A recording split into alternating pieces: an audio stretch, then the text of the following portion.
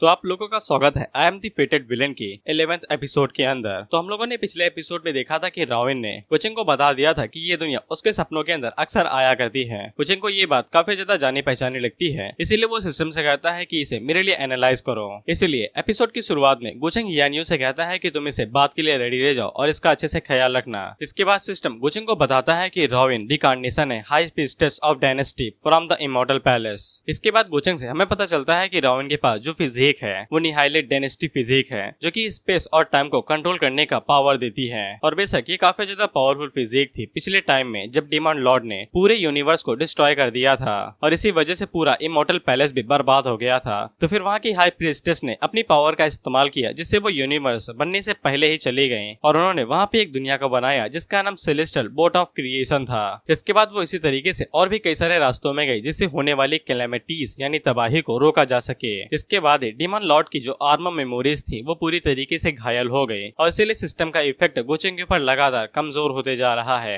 यानी कि गुचेंग को जब तक कोई बड़ा झटका नहीं लगता है तब तक सिस्टम उसे डिमॉन लॉर्ड की कोई भी मेमोरीज नहीं दिखाएगा। लेकिन रॉबिन जाने से पहले गुचेंग से एक रिक्वेस्ट करती है कि उसके साथी जो यहाँ पे आए हैं वो भी उसकी तरह बेसहारा हैं, लाचार हैं। इसीलिए गुचेंग उनके ऊपर ज्यादा जोर जबरदस्ती ना करे, बेशक वो उन्हें मारने से मना कर रही थी। गुचेंग आगे से कहता है कि मैं उनके ऊपर जोर जबरदस्ती क्यों करूंगा। इससे रॉबिन खुश हो जाती है और वो गुचेंग से कहती है कि अगर उनके प्लेनेट पे वापस लौटने का रास्ता नहीं है तो फिर रॉबिन यहीं पे रुक के गुचेंग के साथ फ्यूचर में कल्टीवेट करना चाहती है। गुचेंग उससे कहता है कि तुम वापस नहीं जा सकती हो तो फिर मेरे लिए काम क्यों नहीं करती हो, वैसे भी तुम्हें खुद के रोकने के लिए शेल्टर की जरूरत पड़ेगी। इसके लिए रॉबिन तुरंत मान जाती है। गुचेंग उससे कहता है कि तुम काफी ज्यादा क्यूट हो, लेकिन तुम्हारी कल्टीवेशन इस बात के ऊपर नहीं डिपेंड करती है कि तुम करना चाहती हो या नहीं, इस बात के ऊपर डिपेंड करती है कि तुम्हारे पास स्पिरिचुअल रूट और क्वालिफिकेशन है या नहीं। अगर तुम्हारे पास नहीं है तो फिर मैं तुम्हारी कोई भी मदद नहीं कर सकता हूँ। और गुचेंग ये कहते हुए अपने अंदर से वार्म ऑरा रिलीज कर रहा था जिससे रॉबिन को गुचेंग काफी ज्यादा अच्छा और हैंडसम लगता है। अब इसके बाद हम लोग रॉबिन को देखते हैं जहाँ पे कई सारे स्टोन लगे हुए थे जो कि उसकी क्वालिफिकेशन को मापने वाले थे और उसने सातों कलर को अचीव कर लिया था, यानी वो एक जीनियस है। वह गुचेंग अपने मन के अंदर सोचता है कि इसकी फॉर्चून वैल्यू इतनी ज्यादा हाई है तो बेशक ये ऑर्डिनरी पर्सन कैसे हो सकती थी। गुचेंग रॉबिन से कहता है कि तुम्हारे पास अच्छा टैलेंट है, मैं तुम्हारे लिए एक मास्टर ढूंढूंगा, तुम उसके साथ ही रहना और वो कल्टीवेशन को करना। रॉबिन इसके लिए मान जाती है और गुचेंग से कहती है कि वो पक्का ये सब कुछ करेगी।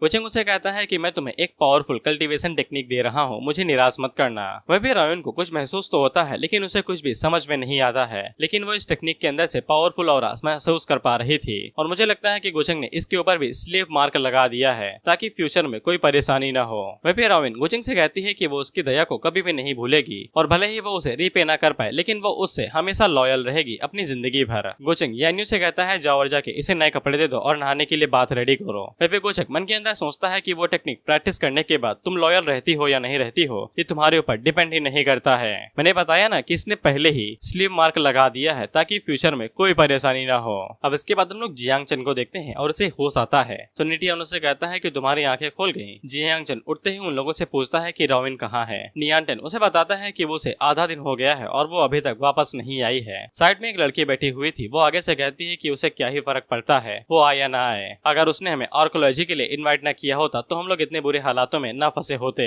जियांग चन रॉबिन को डिफेंड करने की कोशिश करता है तो वो लड़की कहती है कि उसे डिफेंड करने के बारे में सोचो ही नहीं, मुझे पक्का यकीन है कि अभी वो उस आदमी के साथ उसके पैलेस के अंदर एंजॉय कर रही होगी, उसे हमारी बिल्कुल भी फिक्र नहीं है और तुम्हें इतना क्यों जलन हो रही है, वो तो तुम्हारे बारे में कुछ भी नहीं सोचती है। वह फिर जियांग चन को तो बस ऐसा ही लगता था कि रॉबिन ऐसी वैसी लड़की नहीं है। उसी टाइम पे उन लोगों को आवाज सुनाई देती है कि वहाँ पे कोई आ रहा है और जब वो लोग सामने की तरफ देखते हैं तो फिर वहाँ पे रॉबिन गुचेंग और यान्यू थे। वहीं पे रॉबिन ने अपने कपड़े बदल लिए थे। जिसके बाद रॉबिन गुचेंग की तरफ देखती है तो गुचेंग यान्यू से कहता है कि सभी को आजाद कर दो, जिससे वो सभी लोग खुश हो जाते हैं कि वो लोग अब आजाद होने जा रहे हैं। जिसके बाद सभी लोगों को आजाद कर दिया जाता है और सभी कारखाने से बाहर निकल आते हैं। वहीं पे रॉबिन गुचेंग से पूछती है क्या वो अपने दोस्तों के साथ बात कर सकती है। गुचेंग कहता है जाओ और जाके जैसे करना है वैसे बात करो। इसके बाद रॉबिन अपने लोगों को लेके वहाँ से निकल जाती है तो यान्यू गुचेंग से पूछती है कि आप उन्हें काफी अच्छे से ट्रीट नहीं कर रहे हैं, खासकर उस लड़की को। लेकिन वो बाद में गुचेंग से माफी मांग लेती है क्योंकि उसे ऐसे नहीं कहना चाहिए था। लेकिन गुचेंग उसे डांटता नहीं है और उसके सर को सहलाते हुए कहता है कि तुम्हें ज्यादा सोचने की जरूरत नहीं है, बस उनके ऊपर नजर रखो।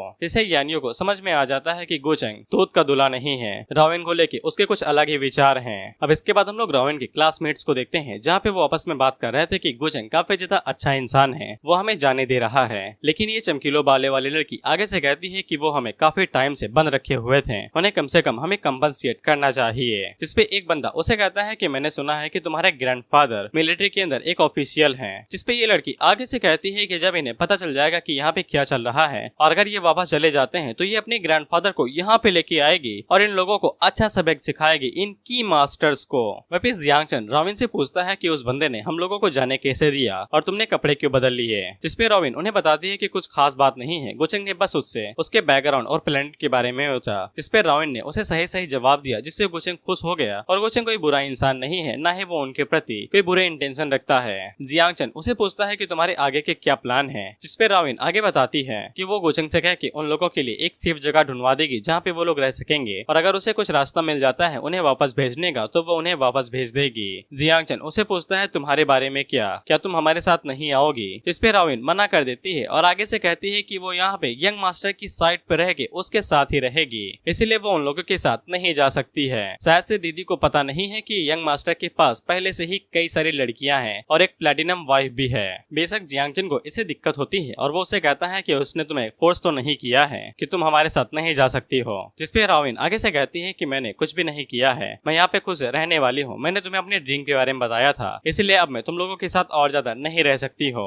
लेकिन जियांग चन अभी भी उसके पीछे पड़ा हुआ था और उसे कहता है कि उसका मैंने तुम्हारे ऊपर कोई मैजिक लगा दिया है, इसलिए तुम हमारे साथ नहीं चलना चाहती हो। लेकिन रॉबिन उसी के ऊपर चिल्ला देती है और उसे कहती है कि मैं तुम्हें यंग मास्टर के खिलाफ ऐसे शब्द इस्तेमाल करने नहीं दूंगी। जिससे जियांग चन का दिल टूट के बिखर जाता है और वो बेचारा अपने मन के अंदर सोचता है कि मैं अभी तक तुम्हारे लिए ये सब करते हुए आया और तुम बस यहाँ पे आके ही किसी और के लिए मेरे ऊपर चिल्ला रही हो। और वो उन लोगों को बताती है कि गुचेंग ने उसे बताया है कि वो एक गिफ्टेड पर्सन है, इसलिए वो जल्द ही कल्टीवेशन शुरू करने वाली है। अब वो दोनों इस दुनिया से नहीं है, वो लोगों के रास्ते अलग हो गए हैं। इस पे जियांग चन उसे कहता है तुम्हारा दिमाग खराब हो गया है, वो जो कुछ भी कहेगा तुम उसके ऊपर यकीन कर लोगी। लेकिन वो लोग आगे बात कर पाते कि उससे पहले ही वहाँ पे एक सर्वेंट आता है जो कि आके उन्हें डरा देता है और बाद में उन्हें बताता है कि गुचेंग ने उनके लिए दावत रखी है, वो लोग उसे फॉलो करें। वह पे जियांग चन नीटियान से पूछता है क्या तुमने उसे महसूस किया। इस पे नीटियान बताता है कि वो साला भूत की तरह सामने आ गया, मैंने तो अपनी पैंट ही गीली कर दी थी। वह पे जियांग चन को समझ में आ जाता है कि वो लोग इतने ज्यादा कमजोर हैं कि यहाँ का कोई भी बंदा उन्हें आसानी की तरह मसल सकता है। खैर इसके बाद हम लोग उन सभी लोगों को दावत के अंदर देखते हैं जहाँ पे एशियन कॉन्टिनेंट के लोग और रोइन के लोग एक साथ बैठ के डिनर कर रहे थे। अब इसके बाद गुचेंग उन लोगों से कहता है कि अभी तक तुम्हारे साथ जो कुछ भी हुआ वो बस गलत फहमी थी, अब सारे गिले शिकवे माफ करो और आराम से बैठ के खाना खाओ। और वो सभी लोग गुचेंग से कहते हैं कि वो बहुत ज्यादा शुक्रगुजार हैं। वह पे जियांग चन उन लोगों से कहता है कि इतना सब झेलने के बाद तुम लोग शुक्रगुजार कैसे हो सकते हो। वह पे नीटियान उसे कहता है कि भाई खाना खा ले, पहले पेट भर ले, जिसके बाद हम लोग कुछ सोचेंगे। लेकिन उसी टाइम पे जियांग चन के पेट के अंदर से एनर्जी रिलीज होती है, जिसके बाद वो अलग जगह पे टेलीपोर्ट हो जाता है और उसके सामने वही शिप थी जिसकी मदद से ये लोग इस दुनिया के अंदर आ गए थे, ब्रोंज बोट शिप। वो शिप जियांग चन को बताती है कि मैं तुम्हारे दिमाग के अंदर हूँ और मैं एक आर्टिफैक्ट स्पिरिट हूँ और तुम आर्टिफैक्ट के वेसल। हम दोनों ही सेलेस्टियल बोट ऑफ क्रिएशन से जुड़ गए हैं। इससे जियांग चन को खुशी हो जाती है कि अब वो ताकतवर बन सकता है। जिसके बाद वो बोट जियांग चन को बताती है कि celestial board of creation first celestial artefact है जो कि यहाँ पे मौजूद है और ये रिकार्नेशन के टाइम को रिवर्स करने का दम रखता है और ये कई सारे लाइफ के अंदर प्रिसिव यानी झेंक भी सकता है और उन्हें अचीव कर सकता है। साथ ही में फ्यूचर को भी हल्का बहुत प्रिडिक्ट कर सकता है। साथ ही में ये पावर बहुत ज्यादा पावरफुल है क्योंकि ये इस दुनिया की सबसे पहली इमॉर्टल ऑब्जेक्ट है। जियांग चन बोट से पूछता है कि तुम्हारा मतलब कि हम लोग पावरफुल हैं, लेकिन वो बोट उसे बताती है कि तुम अभी बहुत ज्यादा कमजोर हो, लेकिन चिंता न करो, मैं धीरे धीरे करके तुम्हारी बॉडी को ट्रेन करवाता रहूंगा, जिसके बाद तुम्हारी फिजिक्स सेक्रेट फिजिक के अंदर बदल जाएगी और तुम बहुत ज्यादा पावरफुल हो जाओगे और इस दुनिया के अंदर पियरलेस बन जाओगे। इससे जियांग चन को सपना आने लगता है कि जब वो ताकतवर हो जाएगा तो फिर उसे ये सब कुछ सहने की जरूरत नहीं पड़ेगी और वो गुचेंग को भी मजा चखा सकता है। इसके बाद जियांग चन अपने पेट पे हाथ रखे हुए था और वो बोट से कहता है कि तुम मेरी मदद करोगे, मुझे यकीन है। वह भी नीटियान उसे कहता है तुम्हें क्या हुआ, तुम अपने पेट को क्यों पकड़े हुए हो, क्या तुम्हारे पीरियड चल रहे हैं। इसके बाद वो बोट जियांग चन को बताता है कि रुइन जो उस लड़की बगल में खड़ी है। जियांग चन उसे पूछता है कि इससे क्या मतलब है। वहीं पे गुचेंग जियांग चन को देख लेता है जो वो रुइन की तरफ देख रहा था, जिसपे रुइन आगे से बताती है कि हमारा कोई भी लेना देना नहीं है, हम बस क्लासमेट्स हैं। गुचेंग कहता है कि अच्छा ये तो काफी सिंपल बात है, लेकिन रुइन आगे से माफी मांगती है और कहती है कि वो मुझे कुछ ज्यादा ही एडमायर करता है। इस पे गुचेंग कहता है कि अच्छा ये बात सेंस बनाती है। तो रुइन बताती है कि हमारे बीच में ऐसा वैसा कुछ भी नहीं है। गुचेंग उसे कहता है मुझे पता है, लेकिन उसके हालात कुछ ठीक नहीं है, तुम उसे जाके चेक क्यों नहीं करती हो। इससे रुइन को भी जियांग चन की हल्की फुल्की चिंता होने लगती है। वहीं पे वो जियांग चन को बता देती है कि रुइन उनके क्लैन की एक पावरफुल लेडी की रिकार्डिनेशन है, दी हाई प्रीस्टेस ऑफ डायनेस्टी। साथ ही में उसके बगल में जो आदमी बैठा हुआ है उसके अंदर से भयानक खतरनाक ऑरा रिलीज हो रहा है। वो इतना ज्यादा खौफनाक है कि मेरी सोल भी कांप रही है। हम बिल्कुल भी रोवेन को उसके बगल में होने नहीं दे सकते हैं। वो एक चलता फुरता चीनी में लिपटा हुआ जहर है। लेकिन रोवेन वहाँ पे जियांगचन की बेइज्जती कर देती है, ये कहते हुए कि तुम गुचेंग को इस तरीके से घूर के निराश नहीं कर सकते हो। वहीं पे वो बोर्ड भी जियांगचन से यही कहता है कि हमें एक्सपोज मत होने देना, चुपचाप रहो। और वो सभी लोग जियान के ऊपर हंसने लगते हैं कि ये तो हल्का फुल्का सा बेवकूफ है। साथ ही में जो लोग उसके साथ थे उन्हें भी समझ में नहीं आता है कि जियांगचन इतना ज्यादा उखड़ा हुआ क्यों है। वहीं पे रोवेन गुचेंग से कहती है कि तुम उसे सीरियस मत लेना, वो थोड़ा सा परेशान है बस। गुचेंग आगे से कहता है कि मुझे कोई चिंता नहीं है। वहीं पे हम लोग जियांगचन को देखते हैं और इसकी वैल्यू पता नहीं बढ़ क्यों रही थी, अक्सर तो घटती है। अब इसके बाद हम लोग देखते हैं कि वहाँ पे सिस्टर यांजी आती हैं, जिनको हमने काफी टाइम बाद देखा है। वहीं पे वो आते हैं, गुचेंग को ग्रीट करती हैं। वहीं पे वो बोट जियांगचन को बता देता है कि इस लड़की की कल्टीवेशन हमसे बहुत ज्यादा शक्तिशाली है, इसीलिए उसे हमारे बारे में पता मत लगने देना। वहीं पे यानियो को भी पता चल जाता है कि सिस्टर यांजी का ऑरा उनके क्लैन के ग्रेट एल्डर से भी ज्यादा है। वहीं पे गुचेंग सिस्टर यांजी को वेलकम करता है और उन्हें कांग्रेचुलेट भी करता है सुप्रीम कोशी रियलम के अंदर एंटर करने के लिए। जिसके बाद गुचेंग रोवेन को बताता है कि यही वो मास्टर है जिसको मैंने तुम्हारे लिए ढूंढा है, जाओ और जाके उसे ग्रीट करो। रोवेन आगे बढ़ती है और सिस्टर यांजी को ग्रीट करती है। सिस्टर यांजी उससे कहती है कि तुम्हारा एटीट्यूड बुरा नहीं है। वह भी जियांगचन बोट से पूछता है कोशी सुप्रीम रियलम क्या कुछ ज्यादा शक्तिशाली है, जिसपे बोट उसे बताती है कि वो तुम्हें एक झटके के अंदर मार सकती है। जिसे जियांगचन काफी ज्यादा हैरान होता है, लेकिन बोट उसे बताती है कि जब हम लोग अपनी पावर को अचीव कर लेंगे तो ये कोशी रियलम हमारे सामने कुछ भी नहीं रहेगा। अभी के लिए सिर्फ हम लोगों को रोवेन की सेफ्टी के ऊपर ध्यान देना है। वह पे जियांगचन मन के अंदर सोचता है कि अगर रोवेन प्रैक्टिस कर सकती है तो वो भी तो कर सकता है। इसके बाद वो खड़ा होता है और गुचेंग से एक फेवर मांगता है, क्योंकि वो लोग वापस अपनी दुनिया में नहीं जा सकते हैं तो फिर क्या वो लोग भी रोवेन की तरह यहाँ पे कल्टीवेट करके इमोर्टल बनने के बारे में सोच सकते हैं। इस पे नीटियान भी आगे से खड़ा होता है, वो भी कहता है कि मुझे कल्टीवेट करना है और उड़ना है। और बाकी सभी लोग भी काफी ज्यादा खुश हो जाते हैं क्योंकि वो भी कल्टीवेट करना चाहते थे। गुचेंग उन लोगों से कहता है कि तुम ट्राई कर सकते हो, लेकिन मैं तुम्हें एक बात बता दूं कि कल्टीवेशन शब्दों का खेल नहीं है, टैलेंट ही यहाँ पे की है। अगर तुम्हारे पास क्वालिफिकेशन नहीं है फिर तुम्हारी किस्मत कितनी ही अच्छी हो लेकिन तुम कल्टीवेट नहीं कर पाओगे। जियांगचन उसे पूछता है कि हम लोग अपनी क्वालिफिकेशन को कैसे चेक करेंगे। वहीं जियांगचन रोवेन को गुचेंग के साथ अकेला नहीं छोड़ सकता था। गुचेंग उनसे कहता है कि अगर तुम्हें लोगों को कल्टीवेट करना है तो फिर मैं तुम्हारी इच्छा को पूरा करूंगा। इसके बाद गुचेंग यानियो से कहता है कि जाओ जाके इनके लिए तैयारियां शुरू कर दो। और इसकी आंखें पर्पल हैं, यानी कि कुछ मैसेज भिजवा दिया है उसने यानियो को। अब इसके बाद हम लोग देखते हैं कि लड़ाई की तैयारी हो चुकी थी, बस उन लोगों के आने का ही इंतजार था। वहीं पे वो मन के अंदर सोचता है कि मैं अपनी एबिलिटी के साथ टियांजन को गुचेंग की नाक के नीचे से बचा नहीं सकता हूँ, इसीलिए अच्छा यही रहेगा कि सबसे पहले वैन को ढूंढा जाए। इसके बाद गुचेंग उन लोगों को फिर से उसी पत्थर के पास लेके जाता है, लेकिन इस पत्थर के अंदर उसने कुछ सेटिंग कर दी है जिससे ये लोग टैलेंटेड होंगे तो भी इन लोगों को टैलेंट नहीं पता चलेगा। गुचेंग उन्हें बताता है कि रोवेन ने इस पत्थर के ऊपर हाथ रखा था और लाइट चमकने लगी थी, यानी उसके पास टैलेंट था। लेकिन तुम लोगों के पास टैलेंट है या नहीं ये काफी ज्यादा रेयर होगा। अगर तुम लोग पास होते हो तो फिर मैं तुम्हें रिसोर्स दूंगा, जैसा कि मैंने रोवेन के साथ किया है। नीटियन रोवेन से पूछता है कि यह बात सच है, जिसपे वो कहती है कहाँ। इसके बाद नीटियन आगे बढ़ता है और उस पत्थर के ऊपर हाथ रखता है, लेकिन कुछ भी नहीं होता है। इसके बाद नीटियन यानियो से पूछता है कि क्या हुआ है, जिसपे यानियो उसे कहती है माफ कर दे लड़के, लेकिन तू एक कचड़ा है। जिससे नीटियन का दिल टूट जाता है क्योंकि वो बड़ी उम्मीदें लेके आया था। खैर इसके बाद एक एक करके वो सभी लोग आगे बढ़ते हैं, लेकिन उनमें से किसी की भी लाइट नहीं जलती है। वह फिर जियांगचन को चिंता होने लगी थी,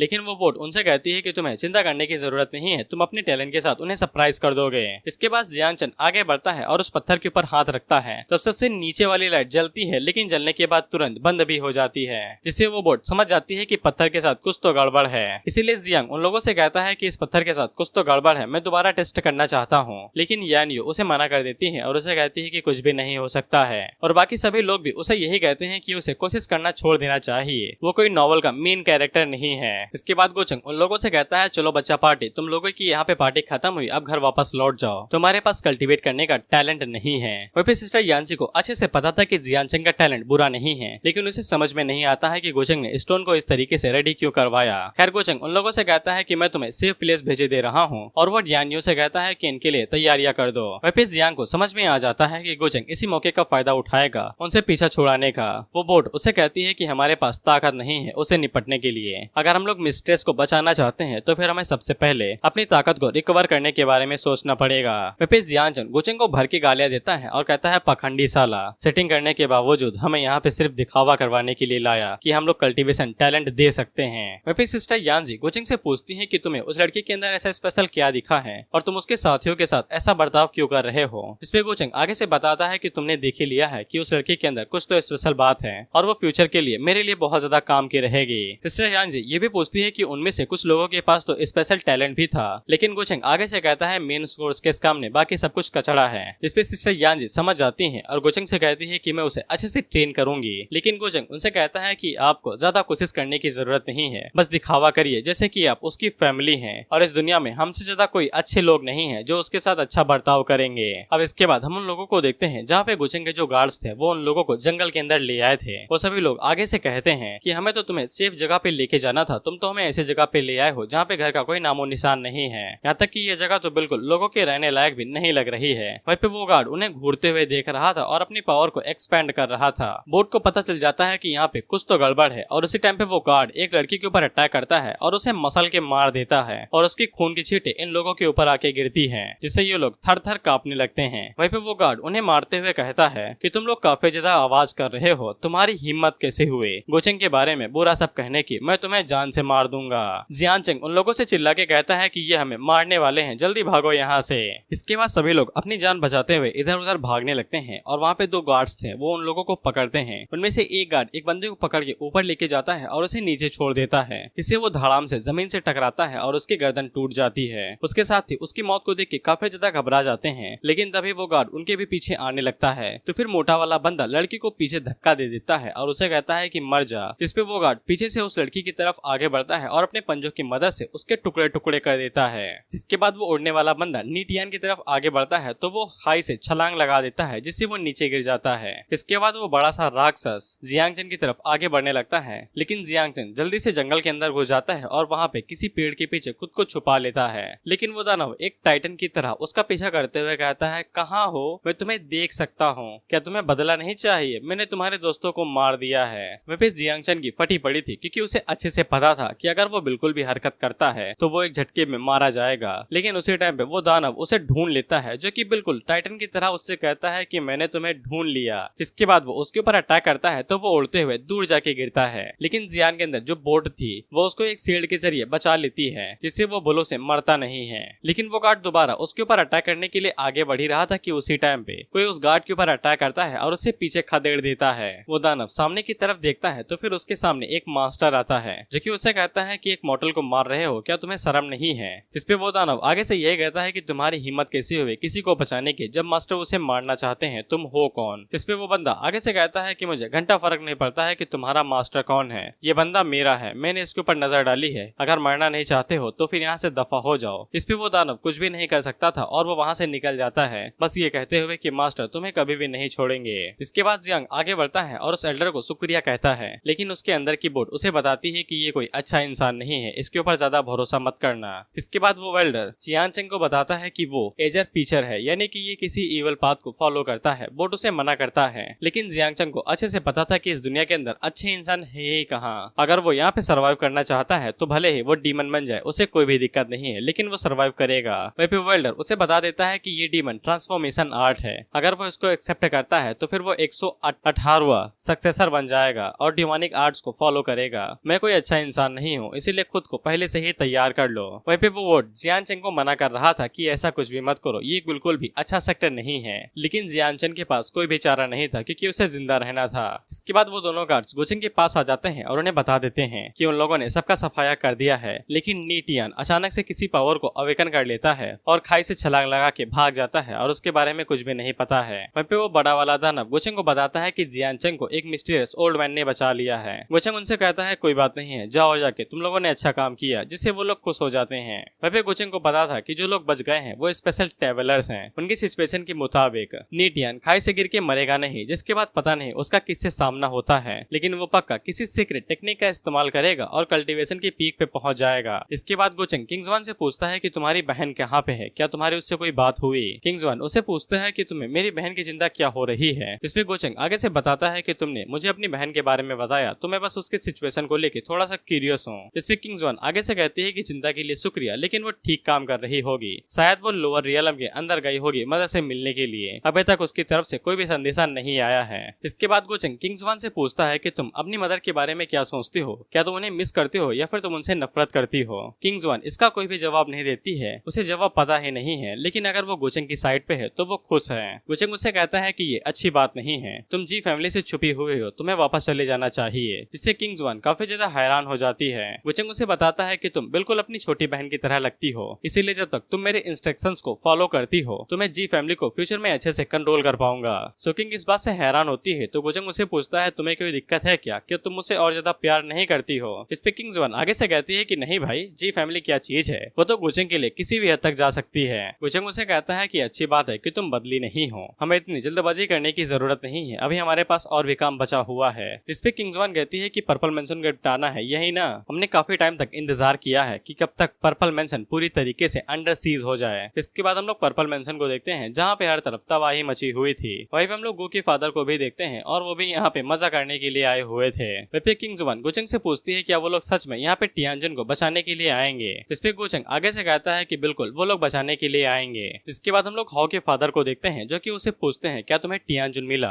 जिसपे हाओ बताता है कि गोचेंग बहुत ज्यादा चालाक है, उसने यहाँ पे इतने ज्यादा शिप्स के नंबर भेजे हैं कि हम लोग चाह के भी ढूंढ नहीं सकते हैं। हाओ के फादर काफी ज्यादा परेशान हो जाते हैं क्योंकि पर्पल मेंशन की आर्मी कुछ ही दूर पे है और कुछ ही देर में वो लोग यहाँ पे आ जाएंगे, जिसके बाद वो गोचेंग की फैमिली के साथ यहाँ पे लड़ाई करने लगेंगे और उनका एम्पायर डिस्ट्रॉय हो जाएगा। जिसके बाद हाओ अपने एल्डर से पूछता है तो वो साफ मना कर देते हैं, ये कहते हुए कि पर्पल मेंशन टारगेट है और उनका सुप्रीम कीव हेवन बिल्कुल भी इस मामले में घसीटा नहीं जाना चाहता है। जिससे हाओ को समझ में आ जाता है और वो अपने फादर से कहता है कि वो जाके वैन को ढूंढेगा और उससे मदद मांगेगा, जिससे वो लोग गोचेंग से भीख मांग सकेंगे। अब एक यही चीज है जो वो लोग कर सकते हैं। अब इसके बाद हम लोग वुया को देखते हैं जो कि वैन से मिलने के लिए आता है और उसे कहता है कि शायद से मैं तुम्हारी कुछ मदद कर दूं, तुम परेशान दिखाई दे रही हो। जिसपे वैन आगे से यही बताती है कि गोचेंग की वजह से यहाँ पे लड़ाई होने वाली है, इसलिए उसका बिजनेस काफी ज्यादा घाटे में जा रहा है। तो वुया उसे कहता है कि तुम ये जगह छोड़ के चली क्यों नहीं जाती हो, यहाँ पे बिजनेस बंद कर दो, लेकिन वैन जाने से मना कर देती है। जिससे वुया को समझ में आ जाता है कि ये सब कुछ हाओ की वजह से हो रहा है, लेकिन वुया ने फैसला कर लिया था कि वो कभी भी वैन को जाने नहीं देगा, यानी कि भड़वा गिव अप नहीं करेगा। वैसे वुया यहाँ पे एक गार्डियन बन के आया था क्योंकि वैन की फैमिली ने उसके लिए एक गार्डियन असाइन किया था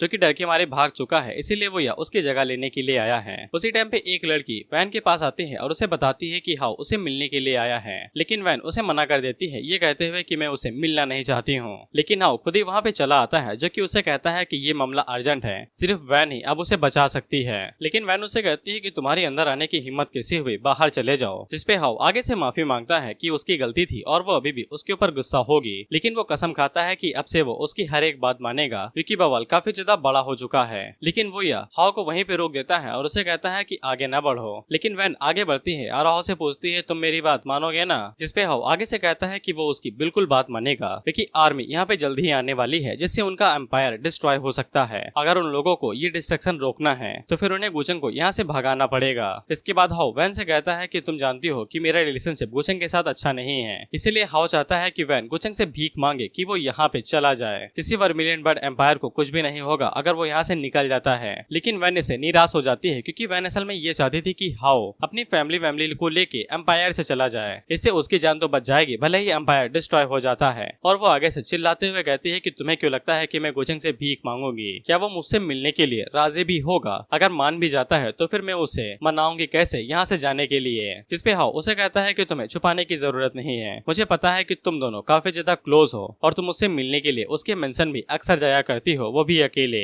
इसे वुया हैरान होता है क्योंकि उसे शुरुआत में लगा था कि यहाँ पे लव ट्रायंगल होगा, लेकिन अब तो रेक्टेंगल हो गया है, यानी कि 4 कोने।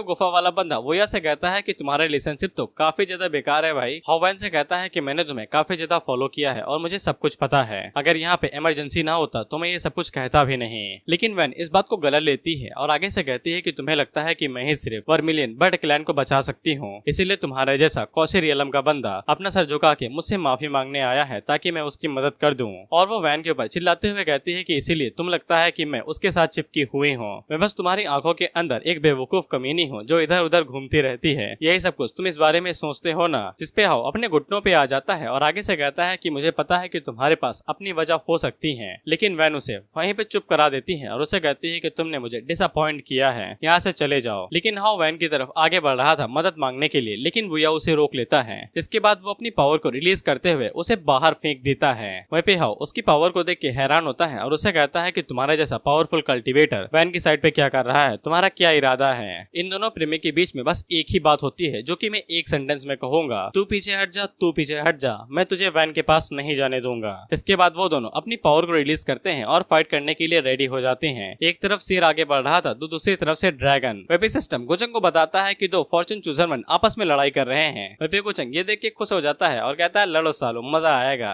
और उसे यकीन हो जाता है कि वैन ने उसे निराश नहीं किया। हालांकि गोचंग के पास अभी टाइम नहीं है कि वो फाइट को जाके एंजॉय कर सके, क्योंकि वॉर खत्म होने के टाइम पे आ चुकी है और बड़े लोग यहाँ पे पहुंच चुके हैं। इसके बाद हम लोग देखते हैं कि ग्रेट एल्डर पर्पल मेंशन वाले वो गोचंग से कहते हैं गू फैमिली की छोटी लेंडी, तूने हमारे साथ बहुत कुछ बुरा किया है। तूने हमारे मेंशन के हायर टियानजुन को बहुत बुरी तरीके से मारा, हमारे सुप्रीम एल्डर को भी मार दिया और हमारे पूरे पर्पल मेंशन को हर किसी का दुश्मन बना दिया। गोचंग उससे कहता है क्या तुम ग्रेट एल्डर हो पर्पल मेंशन के? इस पे ग्रेट एल्डर आगे से कहता है कि टाइम वेस्ट नहीं करूंगा, टियानजुन को मेरे हवाले कर देते हो तो फिर तुम्हारी बॉडी वन पीस में छोड़ दूंगा। इसके बाद वो गिनती गिनना शुरू करते हैं तो गोचंग अपने लोगों को ऑर्डर देता है कि चार्ज करो, और वो आगे से कहता है कि मुझे धमकी देने वाले लोग बिल्कुल भी पसंद नहीं है। अब इसके बाद एक तरफ से गोचंग के लोग यानी एशियन कॉन्टिनेंट वाले लोग आगे बढ़ते हैं और दूसरी तरफ से पर्पल मेंशन वाले लोग आगे बढ़ते हैं। ये लोग यहाँ पे धूम धड़ाके के साथ लड़ाई करते हैं और हर तरफ तबाही मचा देते हैं। और ये पैनल सबसे मजेदार पैनल है जहाँ पे दोनों ग्रुप आपस में एक दूसरे के साथ हमला करते हैं। ऑथर के पसीने छूटने गए होंगे इसको बनाने में। वहीं पे दोनों पार्टीज को एक दूसरे के खिलाफ लड़ने में काफी ज्यादा परेशानी हो रही थी।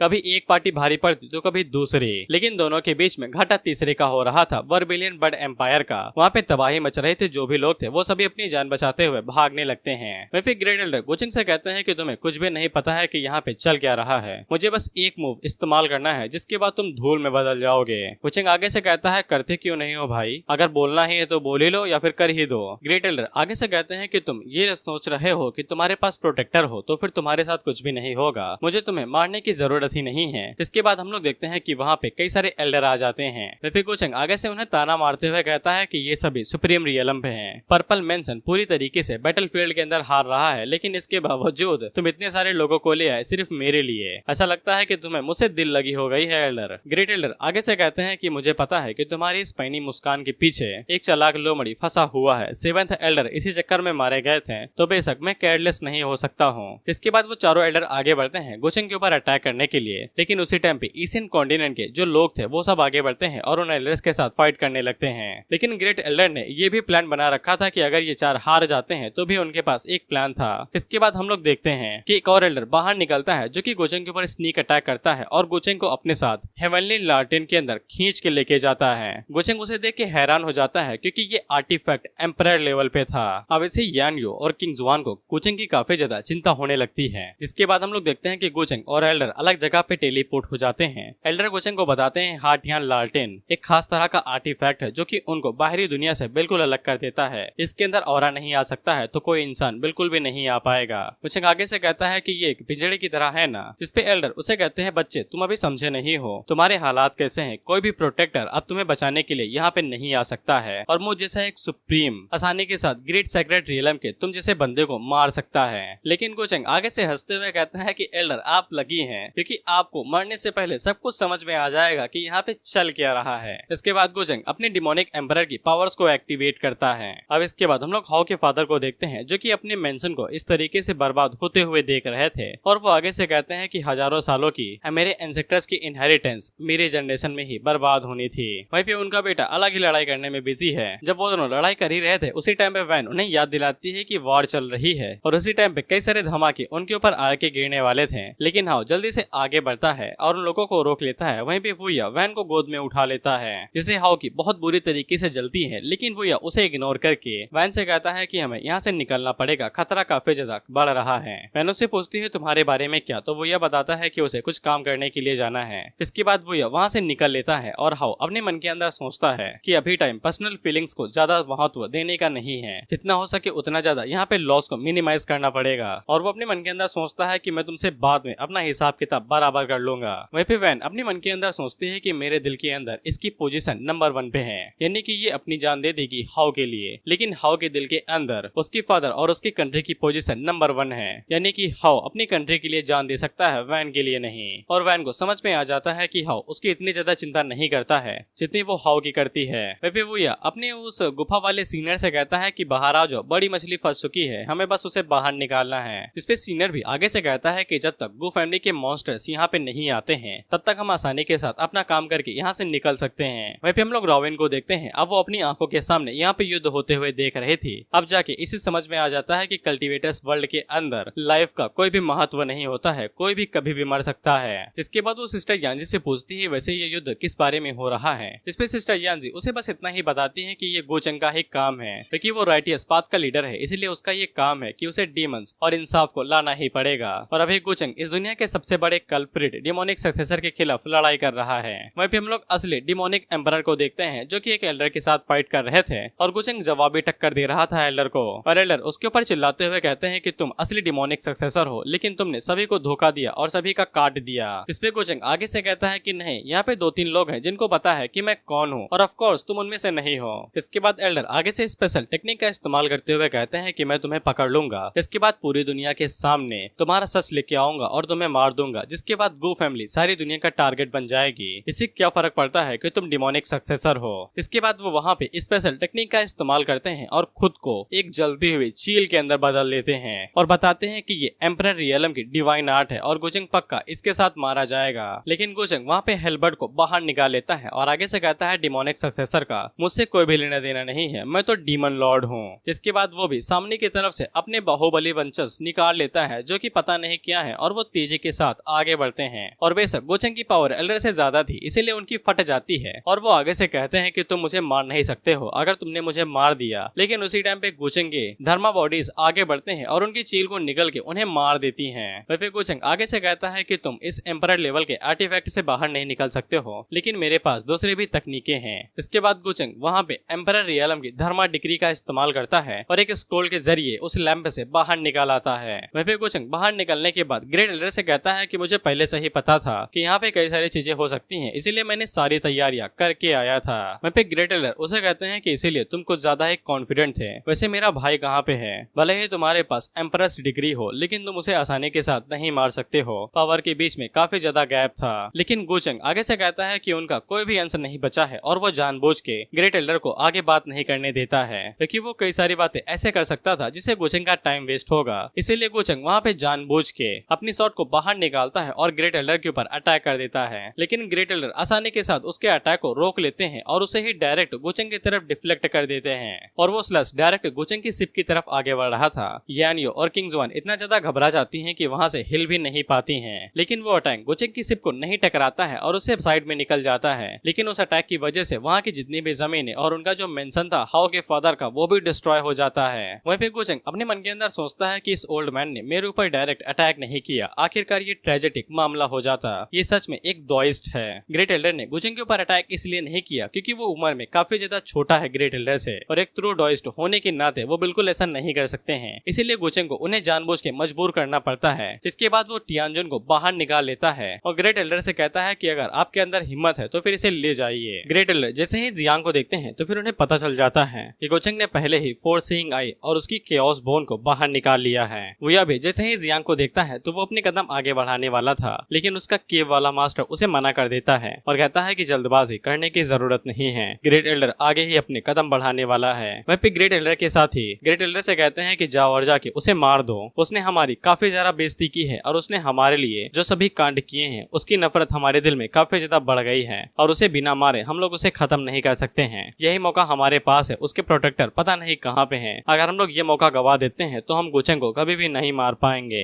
वह पे गोचंग मुस्कुराते हुए सोचता है कि मेरा प्रोटेक्टर यहाँ पे क्यों नहीं आ सकता है। इसके बाद वो आंट किंग के बारे में सोचने लगता है, लेकिन आंट किंग वहाँ पे नहीं आती हैं। गोचंग उन्हें बुलाता भी है लेकिन इसके बावजूद वो नहीं आती हैं। और उसी टाइम पे ग्रेट एल्डर अपनी पावर का इस्तेमाल करते हैं और अपने साइज को बड़ा लेकर लेते हैं। इसके बाद वो गोचंग के ऊपर एक पावरफुल अटैक करके उसे मारने वाले थे, क्योंकि वो अपने हाथों से एक पावरफुल बीम छोड़ने वाले थे जो गोचंग के साथ साथ उसकी शिप को भी डिस्ट्रॉय कर देगा। जिसके बाद जैसे जैसे हाथ उनका नीचे की तरफ बढ़ने लगता है वैसे वैसे गोचंग के ऊपर बहुत ज्यादा जोर पड़ने लगता है। गोचंग को पता था कि पर्पल मेंशन का जो ग्रेट एल्डर है वो इतना ज्यादा शक्तिशाली है कि पूरे इमोर्टल वर्ल्ड को हिला के रख सकता है, और उसने एक बार तो अपना पैर इमोर्टल वर्ल्ड के ऊपर रख दिया था तो वो पूरा इमोर्टल वर्ल्ड ही डिस्ट्रॉय हो गया था। गोचंग को छोड़ के उसके जितने भी साथी थे वो वहाँ पे खड़े भी नहीं हो पा रहे थे। उन सभी के ऊपर इतना ज्यादा जोर पड़ रहा था कि वो सभी नीचे गिर जाते हैं और बिल्कुल भी हिल नहीं पाते हैं। बाकी जितने भी लोग थे उन सभी की भी आंखें बाहर आ रही थी और वो बेचारे चिल्ला के मरने लगते हैं और कुछ की तो बॉडी ही डिस्ट्रॉय हो जाती है।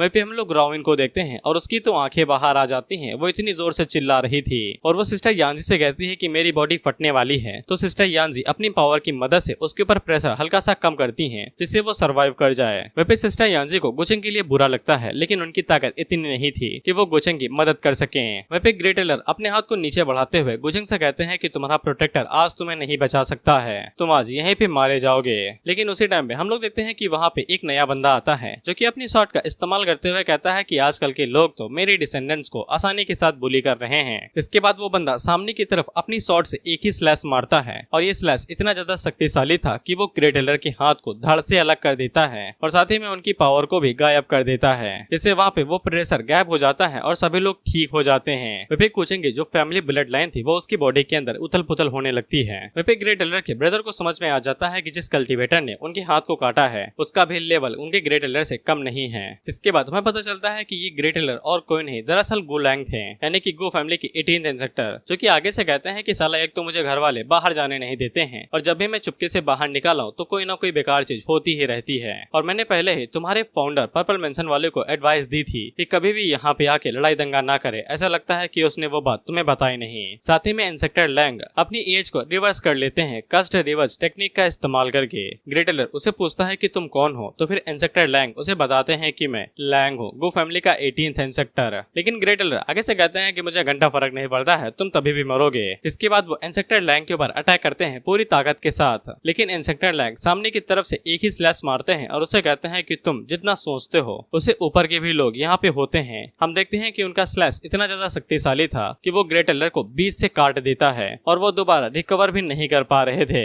जिसके बाद ग्रेट एलर को उनकी सीनियर की बात याद आती है कि यहाँ पे कोई भी कल्टीवेटर नहीं बचेगा, 10 मौतें होंगी लेकिन एक की भी जान नहीं बचेगी। इसके बाद इंसेक्टर लैंग उन्हें बता देते हैं कि ये लड़ाई यहीं पे खत्म होती है, सब लोग वापस लौट जाओ। वहीं पे पर्पल मेंशन वाले बहुत ज्यादा निराश हो जाते हैं क्योंकि हजारों सालों से उनका पर्पल मेंशन यहाँ पे चलते आया था, लेकिन ग्रेट एलर के जाने के बाद अब वो पूरी तरीके से बर्बाद हो गया है। वहीं पे रोइन गुचेंग की फैमिली का बैकग्राउंड देख के काफी ज्यादा घबरा जाती है। इसपे सिस्टर यांजी आगे से बताती है कि ये तो बस एक बर्फ के पहाड़ की टिप है। वहीं पे गुचेंग को इंसेक्टर लैंग से डर लगने लगता है क्योंकि गुचेंग इन जैसे लोगों से बिल्कुल भी पंगा नहीं ले सकता है और उसे डर था कहीं इन्हें मेरी आइडेंटिटी के बारे में पता न चल जाए। इसके बाद इंसेक्टर लैंग गुचेंग से पूछते हैं क्या तुम गू फैमिली के सक्सेसर हो। गुचेंग को पता चल जाता है कि ये इंसेक्टर नानजान से बिल्कुल अलग पर्सन है, इन्हें दूसरे तरीके से ट्रीटमेंट देना पड़ेगा। इसके बाद गुचेंग उन्हें ग्रेड करता है और उन्हें अपने बारे में बताता है, साथ ही में उसकी तारीफ भी करता है। इस पे इंसेक्टर लैंग उसे कहते हैं कि ज्यादा तारीफ मत करो, काफी चालाक हो। इसके बाद उनकी नजर तियानजन के ऊपर पड़ती है तो वो उसके ऊपर लात मार के उसे साइड कर देते हैं और उससे कहते हैं चलो मैं तुम्हारी तारीफ को रख लेता हूँ, तुम्हारी कल्टीवेशन बुरी नहीं है, इस उम्र में होने के बावजूद तुम काफी अच्छे से कल्टीवेट कर पाए हो, तुम पंखा फ्यूचर में मुझसे और भी ज्यादा शक्तिशाली बनोगे। तो गुचेंग आगे से बिल्कुल अच्छे बच्चे की तरह ट्रीट करता है और दोनों हाथ जोड़ के उनसे कहता है कि आप तो मेरी बहुत ज्यादा तारीफ कर रहे हैं। इंसेक्टर लैंग उसे कहते हैं कि मैंने सुना है कि तुम्हारी शादी भी हो गई है और तुम्हारी वाइफ इमोर्टल डायनेस्टी से है, ये काफी अच्छी बात है। वहीं पे किंग जोन और यायून को गुचेंग को इतना अच्छे से बर्ताव करता हुआ देख के काफी ज्यादा हैरान हो जाते हैं। इसके बाद यान्यू गुचेंग से पूछती है कि पर्पल मेंशन के बाकी जो डिसेपल हैं उनके साथ क्या करना है। तो गुचेंग उनसे कहता है कि जो लोग सबमिट करने के लिए राजी हैं उन्हें छोड़ दो और जो नहीं करते हैं उन्हें मार दो। जिससे इंसेक्टर लैंग को समझ में आ जाता है कि गुचेंग का माइंडसेट बिल्कुल गू फैमिली के हेड की तरह ही है। वहीं पे हम लोग वुया को देखते हैं जो कि अभी भी तियानजन को बचाने के बारे में सोच रहा था। तो फिर उसका साथी उसे कहता है माफ कर दे भाई, मुझे पिछवाड़ा छटवाने का शौक नहीं है, तुमने उस मॉन्स्टर की ताकत नहीं देखी, वो एम्परर लेवल पे है। उसी टाइम पे एक बंदा ईगल क्लैंसी वुया के पास आता है और उससे कहता है कि लड़ाई खत्म हो गई है, अब हमारा टाइम है कि हम भी कुछ क्रेडिट ले ले, चल चल। जिसपे वुया मन में उससे कहता है कि भड़वे में तेरा दोस्त नहीं हूँ। अब इसके बाद वुया का साथी उससे कहता है कि देख भाई तू अपने छोटे भाई के बारे में भूल जा और हम दोनों अब से यहाँ से अलग होते हैं, और क्योंकि तुम मेरी प्रीवियस डायनेस्टी के साथ ही रहे हो तो मैं तुम्हें एक कोमल सी एडवाइस देता हूँ कि गू फैमिली से दूर रहो अगर मरना नहीं चाहते हो। अब इसके बाद वुया फाइनली तियानजन के ऊपर गिव अप कर देता है। अब इसके बाद हम लोग हाउ और उसके एल्डर को देखते हैं और वो दोनों ही अपने एम्पायर को बर्बाद होता हुआ देख चुके थे। वहीं पे हाउ आगे से चीखते हुए कहता है कि जिसे मैं बचाना चाहता था वो मेरी वजह से ही बर्बाद हो गया। एल्डर उसे कहते हैं कि मैंने तुम्हारे फादर को सेफ प्लेस पे छोड़ दिया है, तुम्हें वापस आ जाना सेक्टर के अंदर और तुम्हें अब अपने एम्पायर की ज्यादा चिंता करने की जरूरत नहीं है। गुचेंग ने इसे पूरी तरीके से बर्बाद कर दिया है तो बेहतर यही होगा कि उसे उकसाना नहीं, कल्टीवेट करो और ताकतवर बनो जिससे तुम अपना बदला लेने का शायद मौका पा जाओ। इस पे हाउ फैसला कर लेता है कि वो गुचेंग को कभी भी माफ नहीं करेगा। अब इसके बाद हम लोग जियान चंग, जिसको हम लोग जियांग कहेंगे, और उसके मास्टर को देखते हैं जो कि दूर से इस लड़ाई को देख रहे थे। जियांग का मास्टर आगे से कहता है कि तुमने ये लड़ाई देखी, कितनी भयानक थी, ऐसी लड़ाइयाँ लाखों सालों में सिर्फ एक बार होती हैं। हालांकि जियांग को घंटा फर्क नहीं पड़ता था लड़ाइयाँ इमोर्टल्स के बीच में, उसे तो बस गोचंग से रिवेंज ही लेना था। लेकिन उसका मास्टर उसे कहता है क्या तुम अभी भी गोचंग से रिवेंज लेने के बारे में सोच रहे हो? अगर तुम उसे उंगली कर देते हो तो ये काफी ज्यादा हार्ड होगा कि मैं तुम्हें बचाऊंगा या नहीं। जिसपे जियांग उसे कहता है कि आप ही ने तो कहा था कि मेरे पास ग्रेट टैलेंट है, क्या मैं फ्यूचर में उसकी बराबरी नहीं कर पाऊंगा? जिसपे एनसेक्टर आगे से कहते हैं कि उससे तो कर पाओगे शायद, लेकिन उसकी फैमिली से नहीं। वह भी जियांग चन की पीठ वाली बोट उसे कहती है कि तुम्हें अपने मास्टर की बातों से डिस्करेज होने की जरूरत नहीं है, हम लोग पहले उसके पास कल्टीवेट करेंगे और जब तुम इनफ स्ट्रांग हो जाओगे तब हम लोग यहाँ से निकल जाएंगे, जिसके बाद मैं खुद को रिकास्ट कर लूंगा और तब हम इतने ज्यादा शक्तिशाली हो जाएंगे कि वो फैमिली से भी लड़ाई कर पाएंगे। इसके बाद जियांग अपने ही मास्टर से कहता है कि आपको ऐसा नहीं कहना चाहिए, इंसान फ्यूचर में बदलते हैं, इसलिए आपको छोटों को बुली नहीं करना चाहिए। जिसपे जियांग का मास्टर उसी की बेइज्जती कर देता है, ये कहते हुए कि वो छोटे और कमजोर लोगों को बुली नहीं करता है और उसने ये शब्द पहले भी काफी बार सुन रखे हैं, जिनको उसने पहले बहुत बार मारा है। अब इसके बाद हम लोग देखते हैं कि ट्रायल खत्म हो चुका था और सभी लोग वापस आ रहे थे। सभी लोग सोच रहे थे कि पता नहीं किस किस को कितने पॉइंट मिले होंगे। इसके बाद हम लोग मिंग को देखते हैं और गोचंग से ये मिलने के लिए आए थे, लेकिन गोचंग नहीं आया था। वैंग उसके पास जाती है और उससे कहती है कि अपने हस्बैंड को ढूंढ रही हो,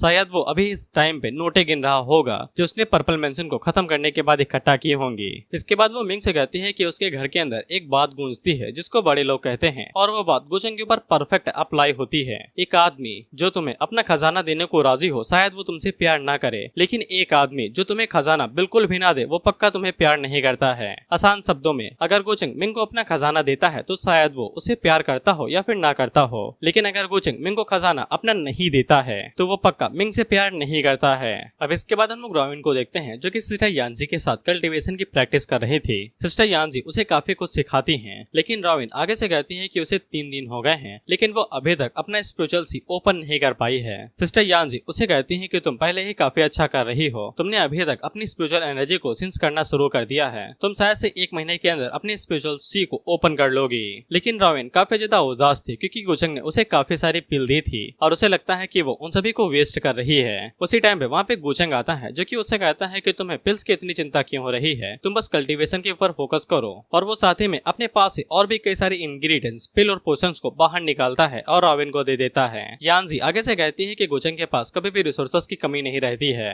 रॉविन को ऐसा लगता है कि गोचंग ने उसे अडॉप्ट कर लिया है, तो फिर रॉविन गोचंग से पूछ लेती है कि वो क्यूरियोसिटी के चलते पूछ रही है कि गोचंग ने कितने दिनों के अंदर अपने स्पिरिचुअल सी को ओपन किया था। जो गोचंग उसे बताता है कि उसे कोई टाइम ही नहीं लगा था, वो पैदा होने के साथ ही अपने स्पिरिचुअल सी को ओपन कर लिया था। इससे रॉविन की बेइज्जती हो जाती है। खैर गोचंग वहाँ से जाते हुए रॉविन को बताता है कि वो उसको स्काईवर्ड स्कूल के अंदर डालने वाला है, जहाँ पे कई सारे एल्डर्स होंगे और वो उसकी मदद करेंगे। साथ ही में शायद वो कुछ एल्डर्स या फिर कुछ लोगों के साथ स्पा भी कर सकेगी, जिससे उसकी काफी ज्यादा मदद होगी और उसकी कल्टीवेशन काफी अच्छे से बढ़ेगी। इसके बाद गोचंग वहाँ से एकेडमी के लिए निकल जाता है। अब इसके बाद हम लोग देखते हैं कि गोचंग वापस एकेडमी के अंदर आ जाता है और सभी लोग हैरान थे क्योंकि गोचंग ने काफी अच्छे कमाल किए थे और ऊपर से एकेडमी के अंदर रैंकिंग पोजीशन को दोबारा किया जाने वाला था, इसीलिए सभी लोग सोच रहे थे कि गोचंग की क्या पोजीशन होगी। इसके बाद हम लोग फिनिक्स लेडी को देखते हैं जो कि मास्क वाले बंदे से पूछती हैं कि वो काफी ज्यादा शक्तिशाली है, उसने एक जॉइंट को यानी कि पर्पल मेंशन को डिस्ट्रॉय कर दिया, क्या तुम्हें अभी भी लगता है कि तुम उसके अपोनेंट हो? जिसपे मुखोटे वाले बंदे के पसीने छूटने लगते हैं और वो आगे से कहता है कि वो गोचंग का अपोनेंट नहीं है। फाइनली इसकी जान बच गई। इसके बाद हम लोग गोचंग को देखते हैं जो कि मिंग से मिलने के लिए आया था। वहीं पे मिंग गोचंग के लिए अलग ही रिसर्च कर रही थी। दरअसल तुम्हें 7 टूल ऑफ वर्ल्ड डोमिनेशन के बारे में पता है ना, वो इसी बारे में पता लगा रही थी ताकि वो गोचंग की कोई मदद कर सके। उसकी मेड उसे बताती है कि गोचंग उसे मिलने के लिए आया है, तो गोचंग बिना बोले ही अंदर घुस आता है। मिंग से पूछती है कि यहाँ पे क्या लेने के लिए आए हो, तो गोचंग आगे से कहता है क्या हुआ, क्या मैं अपनी वाइफ से मिल भी नहीं सकता हूँ? लेकिन मिंग उसे बाहर ही रोक देती है और उससे कहती है कि हम दोनों की शादी नहीं हुई है और ऊपर से तुम बिना मेरी परमिशन के मेरे कमरे के अंदर नहीं आ सकते हो। गोचंग आगे से कहता है कि मैं यार मरने ही वाला था बैटल के दौरान, अगर मैं मर जाता तो फिर तुम्हें विधवा की तरह जीना पड़ता और मैं तुम्हारे कमरे के अंदर भी नहीं आ सकता हूँ क्या? मिंग से कहती है कि पर्पल मेंशन वाले आखिर में मारे ही गए हैं, तो फिर मैं तुम्हारे ऊपर भरोसा क्यों ही करूँ? जिसपे गोचंग नखरे दिखाते हुए कहता है ठीक है फिर मैं यहाँ से जा रहा हूँ, मैं लौट के वापस नहीं आऊंगा। तो मिंग उसे रोक लेती है। तो गोचंग आगे से कहता है कि मैं कुछ कर भी नहीं सकता, तो फिर बताओ कि मैं क्या करूँ? मिंग से पूछती है कि मुझसे मिलने के लिए क्यों आए थे? तो गोचंग रोमांटिक होते हुए कहता है क्योंकि मैंने तुम्हें मिस किया। मिंग कहती है झूठ है। गोचंग कहता है कि इतना बड़ा भी झूठ नहीं है। तो मिंग कहती है कि मतलब ये झूठ ही हुआ। लेकिन तभी गोचंग अपने पास से लगातार आर्टिफैक्ट्स की बारात निकाल देता है। वहाँ पे इतने सारे आर्टिफैक्ट हो गए थे कि मिंग भी उन्हें देख के हैरान हो जाती है। गोचंग उसे कहता है कि मैं तुम्हारे लिए गिफ्ट लेके आया हूँ, तुम्हें इनमें से कौन सा पसंद है? मिंग आगे से खुश हो जाती है और गोचंग से पूछती है क्या ये सभी तुम्हारे ट्रॉफी फीस हैं, यहाँ तक कि इमोर्टल डायनेस्टी भी इन्हें इस तरीके से बाहर नहीं निकाल सकती है। और उसे यकीन हो जाता है कि गुचेंग अब बदल चुका है, क्योंकि उसकी पिछली जिंदगी के अंदर गुचेंग बिल्कुल भी इस तरीके की चीजें नहीं करते था। वह पे गुचेंग मिंग को पीछे से गले लगा लेता है और उससे कहता है कि मुझे ये काफी ज्यादा पसंद है कि तुम इन्हें लाइक करती हो। अच्छा हुआ कि मैंने इन्हें बेफालतू में चूज नहीं किया था और काफी अच्छे से चूज किया। इसके बाद गुचेंग मिंग से पूछता है कि मुझे सच्ची सच्ची बताना, तुमने मुझे इस पूरा टाइम मिस किया या नहीं। मिंग कहती है कि मैंने नहीं किया। गुचेंग कहता है कि तुम झूठ बोल रही हो, जिसके बाद वो उसे गोद के अंदर उठा लेता है और उसे पूछता है कि वैसे अभी तुम क्या पढ़ रही थी। तो मिंग उसे बताती है कि मैं तुम्हें ओरिजिनली उस टाइम पे बताना चाहती थी जब ये सब कुछ खत्म हो जाएगा। तो गुचेंग उसे किस कर लेता है और उससे कहता है कि तुम अपना टाइम ले सकती हो। भाई मुझसे नहीं हो सकता यार, मैं घिनौने से घिनौने सीन एक्सप्लेन कर सकता हूँ, लेकिन ये इंटीमेसी रोमांस नहीं। बस इतना जान लो कि गुचेंग जबरदस्ती करता है प्यार वाली। मिंग कहती है कि दिन के उजाले में नहीं, लेकिन गुचेंग को घंटा फर्क नहीं पड़ता था। वो मिंग कैसे कहता है कि मैंने इसे सच में मिस किया, जिसके बाद वो दोनों रात भर धूम मचाते हैं। आधी रात के बीच में गुचेंग मिंग से पूछता है कि तुम मेरे लिए मेहनत कर रही थी ताकि तुम टावर ऑफ वर्ल्ड डोमिनेशन का पता लगा सको। मिंग उसे बताती है कि हजारों पन्ने पलटे हैं तब जाके लोकेशन के बारे में पता चला है, उंगलियां सूज गई हैं मेरी। तो गुचेंग अपने पास से वहाँ पे 7 टूल्स ऑफ वर्ल्ड डोमिनेशन के कुछ हिस्से बाहर निकालता है, जैसे कि जार और फ्लैक्स ये चौकोर वाला है। मिंग उन दोनों को देख के काफी ज्यादा हैरान हो जाती है। तो गुचेंग उन्हें बताता है कि ये तुम्हारे लिए ही है। मिंग उसे पूछती है कि तुम ये मुझे क्यों दे रहे हो। तो गुचेंग उसे पूछता है कि तुम तो इन्हें कलेक्ट कर रही थी ना, मुझे लगा कि ये तुम्हारे काम के होंगे तो मैं इन्हें तुम्हारे लिए ले आया। लेकिन मिंग बताती है कि ये मेरे लिए नहीं थे और ये मेरे किसी काम के नहीं है। तो गुचेंग उसे पूछता है कि तुम इन्हें कलेक्ट ही क्यों कर रही थी। तो मिंग आगे से कोई भी जवाब नहीं देती है। तो गुचेंग को पता चल जाता है कि मिंग ये सभी चीजें उसके लिए कलेक्ट कर रही थी। गुचेंग इससे काफी ज्यादा खुश होता है और वो मिंग की तारीफ करता है। मिंग उसे कहती है कि तुम्हारी तारीफ से झूठ की बू आ रही है। गुचेंग आगे से कहता है कि इल्यूजन होगा भाई। अब अगले दिन गुचेंग सिस्टम से direct 7 tools of world domination को खरीदने की कोशिश करता है, लेकिन सिस्टम उन्हें मना कर देता है, ये बताते हुए कि गुचेंग खरीद नहीं सकता है, उसे खुद ही ढूंढने पड़ेंगे। अब इसके बाद वहाँ पे जियान आती है, जो कि गुचेंग से कुछ लेने के लिए आई थी, लेकिन वो डायरेक्ट नहीं मांगती है और उसे कहते हैं कि तुमने पर्पल मेंशन को हरा दिया है तो फिर तुम्हें काफी सारी चीजें मिली होंगी। गुचेंग कहता है कि हराया तो है लेकिन कुछ मिला नहीं है। तो फिर जियान गुचेंग से कहती है कि मैंने सुना कि तुम सिस्टम मिंग के प्लेस पे गए हुए थे और तुमने उन्हें काफी सारी अच्छी चीजें दी। गुचेंग आगे से कोई भी जवाब नहीं देता है। तो मिंग कहती है कि ये काफी अच्छी बात है। गुचेंग उससे पूछता है क्या चाहिए तुम्हें। मिंग आगे से कहती है कि कुछ भी नहीं, बस मैं तुम्हें देखने के लिए आई थी। गुचेंग उसे कहता है कि तुम्हें कुछ चाहिए ना। मिंग आगे से कहती है कि नहीं, तुम्हें क्या लगता है कि मैं कोई भिखारी हूँ, मैं तो यहाँ पे बस तुम्हें चेक करने के लिए आई थी। लेकिन गुचेंग अपने पास से स्टोरेज रिंग बाहर निकालता है और उसे कहता है कि ये लो और भागो यहाँ से। जियान उसे पूछती है कि ये सच में मैं रख सकती हूँ। गुचेंग उसे कहता है कि रख लो और दफा हो जाओ यहाँ से। तो वो रिंग को गुचेंग से ले लेती है और खुशी खुशी वहाँ से निकल जाती है, उसे लव यू ब्रदर कहते हुए। गुचेंग का भाई आगे से मुंह बन जाता है क्योंकि वो जियान को कुछ भी नहीं देना चाहता था। अब इसके बाद हम लोग हेवनली रूइन गेट्स को देखते हैं, जहाँ पे हम लोग जियांग और उसके मास्टर को देखते हैं। उसका मास्टर उसे बताता है कि हेवनली रूइन गेट्स एक स्ट्रॉन्गेस्ट फोर्स वाली जगह है और पूरे 5000 किलोमीटर के रेडियस के अंदर उसे इतनी अच्छी जगह कहीं भी नहीं मिलेगी। वो यहाँ पे आराम से प्रैक्टिस कर सकता है। मास्टर उसे कहता है कि मुझे निराश मत करना। वहीं पे जियांग मन के अंदर सोचता है कि उसे समझ में आ चुका है कि भले ही वो यहाँ पे डिमोनिक आर्ट्स को प्रैक्टिस करता है, लेकिन इस दुनिया के अंदर पाप कमजोर है और सिर्फ ताकत से ही सरवाइव किया जा सकता है। और इसी कारण की वजह से अगर अब उसे यहाँ पे किसी की बलि भी देना पड़े तो वो बिल्कुल भी हिचकिचाएगा नहीं। अब इसके बाद हम लोग हेवनली रूइन गेट्स के कुछ लोगों को देखते हैं, जहाँ पे एक एल्डर कुछ लोगों को भगा देता है, ये कहते हुए कि तुम्हारा एटीट्यूड काफी ज्यादा बेकार है और ऊपर से तुम्हारे पास कोई टैलेंट भी नहीं है। और उसी टाइम पे वहाँ पे जियांग आता है, जो कि एल्डर से कहता है कि मुझे भी डिसाइपल बनना है। लेकिन वो एल्डर उसे बताता है कि तुम काफी ज्यादा बड़े हो, ये सेक्ट सिर्फ 18 साल की कम उम्र के लोगों को ही अंदर लेता है और ऊपर से तुम्हारी बैकबोन भी इतनी ज्यादा शक्तिशाली नहीं है, तुम्हारे पास कोई भी रिक्वायरमेंट्स नहीं है कि तुम अंदर आ सको। इस पे जियांग आगे से कहता है कि उसे यकीन है कि हेवनली रूइन गेट्स एक अपवाद कर देगा जब वो उसके गिफ्ट को देखेंगे, यानी कि उसके टैलेंट को। उसी टाइम पे वो दो कल्टीवेटर जो अंदर जाने की कोशिश कर रहे थे वो उसकी बेइज्जती करने लगते हैं, ये कहते हुए कि खुद को कभी शीशे में देखा है तो एक भिखारी लगता है, भिखारी जो एक कल्टीवेटर बनने की कोशिश कर रहा है, तुम्हारी रेपुटेशन तो एक भिखारी से भी ज्यादा नहीं होगी। और यही सब कहते हुए वो दोनों जियांग की कस की लेते हैं। वहीं जियांग मन के अंदर सोचता है कि साला एनिमे और नॉवल के अंदर तो ये चीज काफी ज्यादा इजी लगती है, लेकिन जब खुद झेलना पड़े तो आंखें बाहर आ जाती हैं। लेकिन उसी टाइम पे हम लोग देखते हैं कि वहाँ पे एक लड़की आती है जो कि जियांग के लिए कहती है कि उसे एक मौका देखे देखो।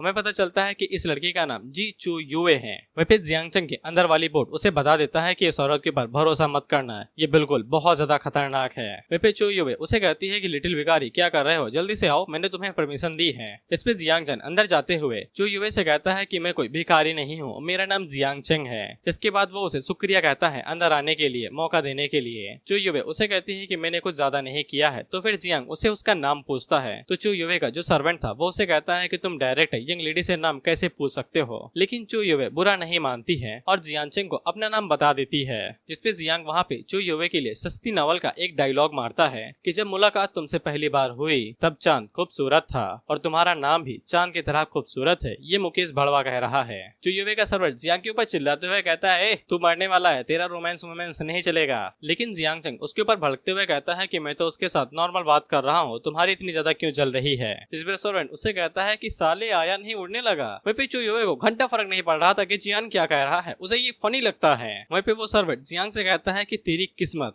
अगर तेरा साथ ना दी और तेरा एप्टीट्यूड यानी योग्यता अगर वो खराब निकली तो मैं तुझे वो घोड़ा बनाऊंगा जो रेत पे दौड़ेगा। अब इसके बाद जियांग को स्टोन के पास ले जाया जाता है और वो दोबारा हाथ रखता है इस उम्मीद में कि उसकी किस्मत खुल जाएगी। लेकिन उसका एप्टीट्यूड बहुत ज्यादा लो लेवल का था, खाली 1 स्टार जला था, यानी सबसे नीचे वाली बत्ती। जिसपे जियांग अपनी बोर्ड से कहता है कि साले तूने तो कहा था कि मेरे पास कमाल का टैलेंट है, ये जगह तो गुचेंग वाले से भी अलग है, तो भी रिजल्ट सेम जैसा क्यों है। जिसपे बोर्ड उसे बताता है कि ये स्टोन काफी ज्यादा लो लेवल का है, इसीलिए तुम्हारी क्वालिफिकेशन को मेजर ही नहीं कर पा रहा है। वहीं पे वो सर्वेंट जो कि अभी जियांग उसकी बेइज्जती कर रहा था वो उससे कहता है कि चू युवे के खातिर मैं तुम्हें रेवन फैमिली का एक मेंबर बना देता हूँ, अब से तुम यहाँ के नौकर का काम करोगे। जिसपे सभी लोग यहाँ तक कि चू युवे भी उसके ऊपर बहुत जोरों से हंसते हैं। अब इसके बाद हम लोग वैंग को देखते हैं जो कि चूचू के पास आई हुई थी। वह उससे कहती है कि तुम्हें क्या हुआ, तुम तो बिल्कुल ऐसी निब्बी की तरह रो रही हो। वैंग चूचू के ऊपर चिल्लाते हुए कहती है कि तुम्हें अच्छे से पता है कि गुचेंग कितना बड़ा लौंडियाबाज है, तुम उससे क्या ये एक्सपेक्ट कर रहे थे कि वो तुम्हें अच्छे से ट्रीट करेगा।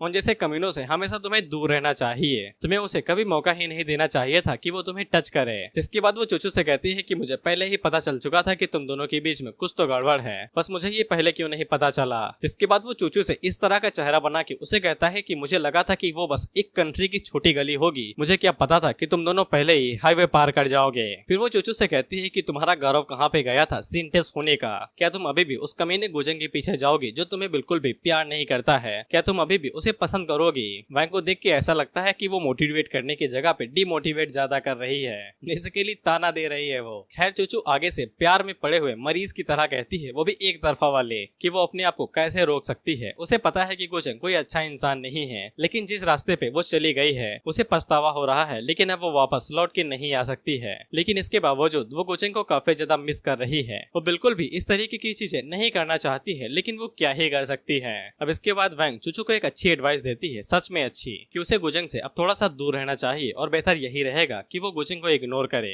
वो इमोर्टल पैलेस की एक ताकतवर सक्सेसर है जिसको कई सारे यंग प्रोटेजीज पूजा करते हैं और वो बेशक तुम्हारा दिल जीतने की कोशिश भी करेंगे। यंग प्रोटेजीज मतलब बड़ी फैमिली के जाने माने ताकतवर लोग या फिर उनके बच्चे। जितना ज्यादा तुम गुचेंग की नजरों में उसको देखने के लिए तरसोगी उतना ही ज्यादा तुम उसकी नजरों में चीपर बनोगी। इसीलिए बेहतर यही है कि तुम बस अपने आप को इग्नोर करो और गुचेंग से दूरियां बना लो। इसके बाद गुचेंग भी तुम्हें कभी भी नजरअंदाज नहीं करेगा। जिसपे चूचू दोबारा एक तरफा प्यार में पड़ी हुई लड़की की तरह कहती है कि यह बात सच है, लेकिन अगर मैं उसके लिए नहीं ढूंढूंगी तो फिर कहीं वो दूसरी लड़की ना पटा ले। जिसपे वैंग आगे से कहती है कि ये बात बिल्कुल ठीक है, लेकिन मूवीज और नॉवेल्स के अंदर बिल्कुल ऐसा ही होता है। वो यहाँ पे पिछले कई दिनों से देखा नहीं गया है, मुझे पक्का यकीन है कि वो मिंग के साथ हनीमून की तैयारियां कर रहा होगा कि ये तुम्हारे लिए ठीक है। लेकिन जो वैंग से कहती है कि तुमने पहले तो कहा था कि तुम उसे पसंद करती हो, वो भी बहुत ज्यादा, लेकिन वैंग आगे से कहती है कि मैं अलग चमड़ी की बनी हुई हूँ, तो मैंने तो ही कहा था कि गुचेंग कई सारी चीजें छुपा के रखता है जिनको तुम पता भी नहीं लगा सकती हो। लेकिन चूचू तुम काफी ज्यादा नादान और समझदार किस्म की हो और इमोशनल हो, इसलिए इजिली हर्ट हो जाती हो, लेकिन मैं मोटी चमड़ी की बनी हूँ, मुझे इससे कोई असर नहीं पड़ता है। जिसपे चूचू गुचेंग की डेमोनिक सक्सेसर होने की बात को सोचते हुए कहती है कि हाँ वो काफी सारी चीजें छुपाए हुए है। अब इसके बाद हम लोग जियांग को देखते हैं जो कि अपनी स्पिरिचुअल सी को ओपन ही करने वाला था। जियांग हमें बताता है कि ये चू युवे की मेहरबानी है, उसकी हेवनली रियोन गेट्स एकेडमी तो उसके ऊपर बिल्कुल भी फोकस नहीं करती है।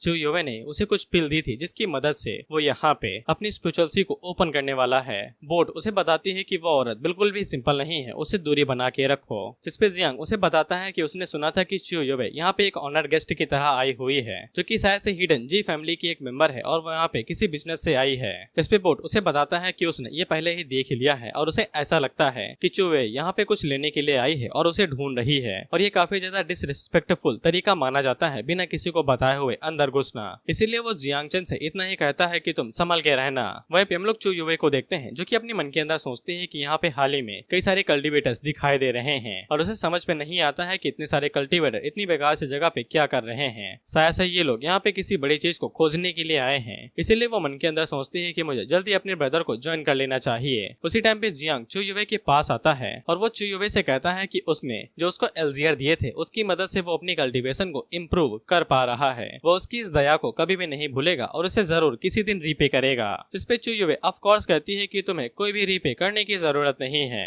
अब इसके बाद जियांग यहाँ पे चुयुवे को एक खास बात बताता है और उसे कहता है कि सच बोलने के लिए देरी हो चुकी है, लेकिन मेरी कल्टीवेशन कमजोर होने के बावजूद मेरे पास एक दूसरी आइडेंटिटी भी है, the successor of divine source master. चुयुवे आगे से बताती है डिवाइन सोर्स मास्टर उसका डिवाइन ओरिजिन काफी ज्यादा कमाल का होता है क्योंकि वो माउंटेन्स और सी को कंट्रोल कर सकता है और साथ ही में वो इंसान लोगों का भविष्य के साथ साथ दुनिया का भी भविष्य बदल सकता है। जिसपे जियांग आगे से कहता है कि मेरे एंसेस्टर ऐसा किया करते होंगे, लेकिन चुयुवे बात पूरी होने से पहले ही उसका हाथ पकड़ती है और उससे कहती है कि अगर तुम झूठ नहीं बोल रहे हो तो फिर तुम्हें इसके कॉन्सिक्वेंसेस के बारे में सोच लेना चाहिए। जिसके बाद वो चुयुवे को पकड़ती है और उसे उड़ाते हुए अपने साथ ले जाने लगती है और उसे कहती है कि अगर तुम मेरी मदद करते हो तो फिर मैं काफी ज्यादा शुक्रगुजार रहूंगी। वह चुयुवे पहली बार उड़ रहा था तो फिर ये फीलिंग उसे कमाल की लगती है, तो उसकी बोट उसे बताती है कि तुम इतने से ही खुश हो गए जब हम लोग रिकवर कर लेंगे तो फिर मैं तुम्हें एक पावरफुल टेक्निक बताऊंगा, टेलीपोर्ट होने की टेक्निक। अब इसके बाद हम लोग देखते हैं कि जब जियांग वहाँ पे उड़ी रहा था तो फिर कुछ लोग वहाँ पे और आते हैं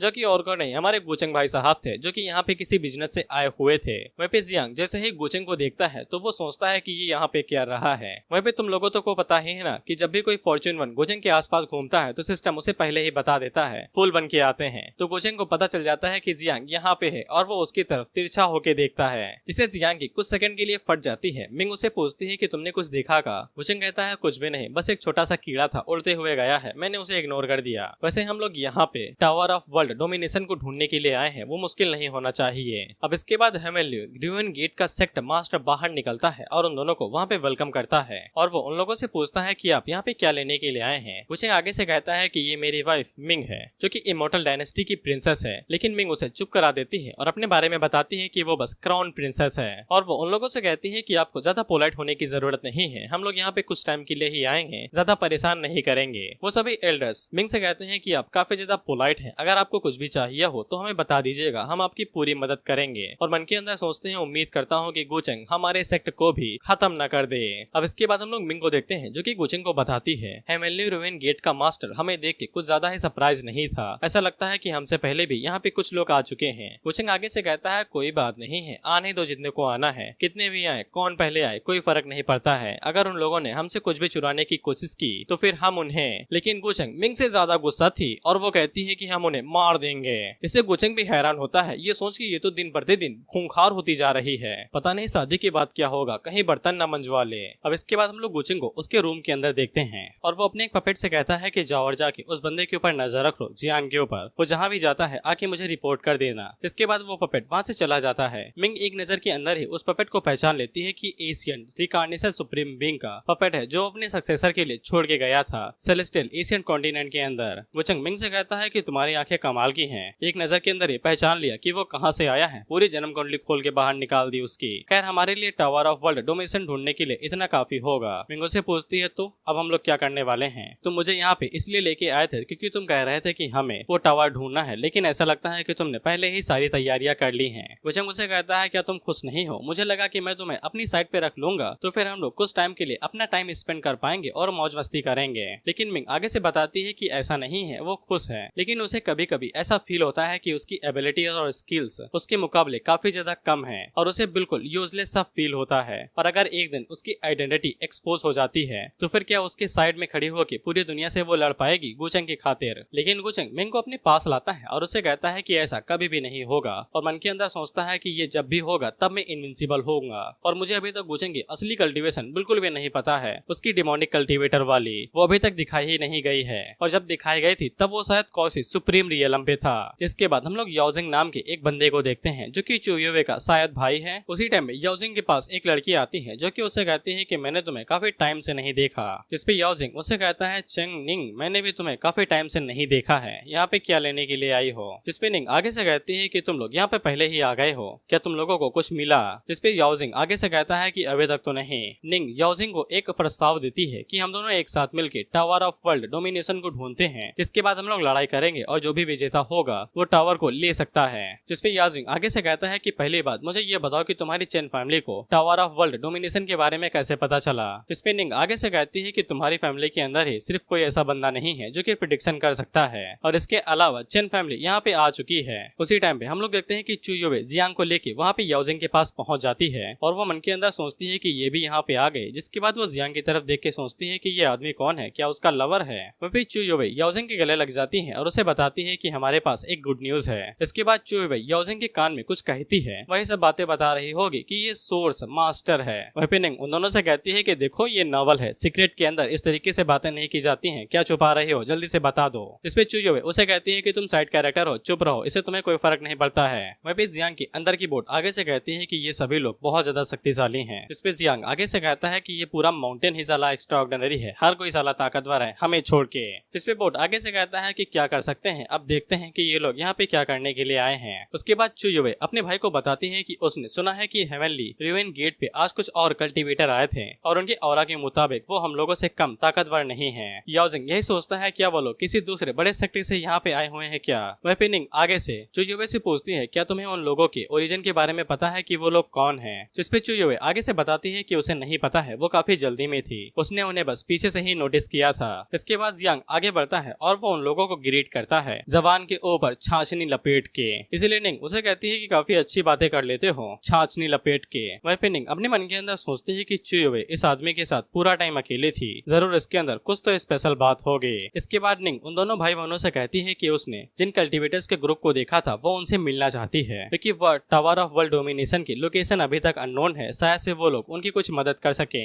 इसके बाद वो उन दोनों से पूछती है कि वो लोग इस बारे में क्या सोचते हैं। इस पे वो दोनों भाई बहन टेलीपैथी के जरिए बात करते हुए कहते हैं कि चुयोबे के मुताबिक अगर जियान उनके साथ रहता है तो वो लोग पहले ही एडवांटेज के अंदर हैं, टावर ऑफ वर्ल्ड डोमिनेशन को वो लोग जल्दी ढूंढ सकते हैं, इसीलिए उनसे मिलने जाना कोई जरूरी बात नहीं है। जिसपे चुयोबे अपने भाई से कहती है लेकिन हम लोग उनके बैकग्राउंड के बारे में बिना जाने कुछ भी नहीं कर सकते हैं, इसलिए हम लोगों को निंग के साथ जाना ही चाहिए, क्योंकि अगर वो हमारे बिना चाहती है तो हमें थोड़ा बहुत लॉस हो सकता है। जिसके बाद वो दोनों निंग से कहते हैं कि वो लोग उन लोगों से मिलने के लिए जरूर जाएंगे। वहीं पे जियांग इस बात से हैरान होता है और सोचता है कि ये लोग अचानक से गोचेंग से क्यों मिलना चाहते हैं। तो फिर बोट उसे कहती है कि हमारे पास यही मौका है, अगर वो चुयोबे को बता देता है कि वो गोचेंग से बदला लेना चाहता है तो शायद से उसकी जी फैमिली मदद कर सके। लेकिन जी चेंग आगे से कहता है कि अगर मैं उसे बता भी देता हूँ तो वो गोचेंग का मुकाबला कभी भी नहीं कर पाएगी। बोट आगे से कहता है कि बिल्कुल वो नहीं कर पाएगी, लेकिन उसके पीछे जो हिडन जी फैमिली है शायद से वो कर दे। और वो आगे से जियांग को बताता है कि जी फैमिली उन फैमिलीज में से एक है जिनके मॉडल 1 को रिकार्नेट किया गया था और उनके पास कमाल की हिम्मत भी है। और ऊपर से अगर वो उन्हें बता देता है कि वो डिवाइन सोर्स मास्टर है तो बेशक अगर वो लड़की समझदार हुई तो वो पक्का उसकी मदद जरूर करेगी। और इसी के साथ ये एपिसोड यहीं पे खत्म होता है।